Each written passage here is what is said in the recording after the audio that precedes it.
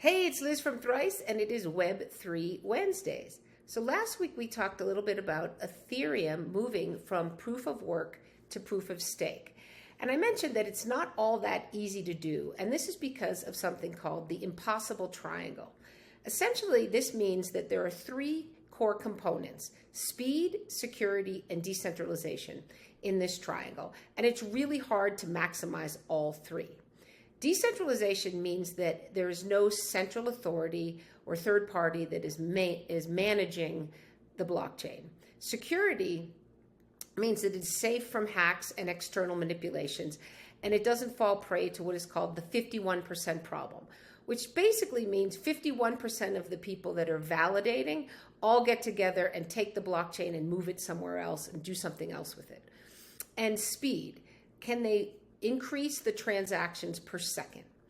Historically, most blockchains have only met 2 out of the 3 characteristics. So private blockchains, by definition, are not decentralized. They're private and limited number of users and the like. Bitcoin and Ethereum have always had strong security and decentralization, but they have been fairly slow in terms of throughput or transactions per second. So for example, Bitcoin can do about 7 transactions per second, and Ethereum can do about 20, whereas Visa can do 24,000, just to give you a difference in terms of the scale there. So Ethereum 2.0, or their move to proof of stake, will really improve this speed without losing the security and decentralization. So how they're going to do this is with a term called sharding.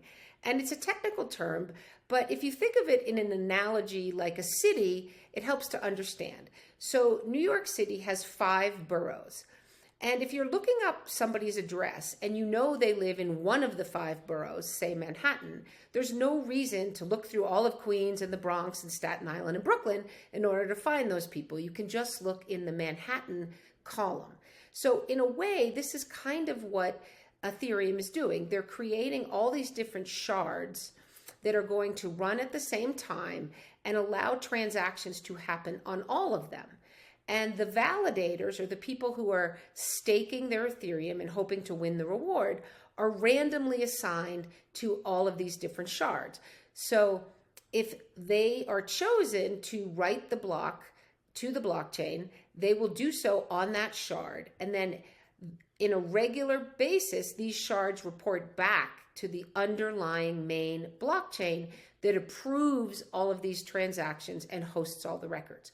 So essentially, it's just allowing a whole bunch of things to happen in parallel rather than using one blockchain for every single transaction throughout the entire period, right? So you can do many transactions kind of at the same time.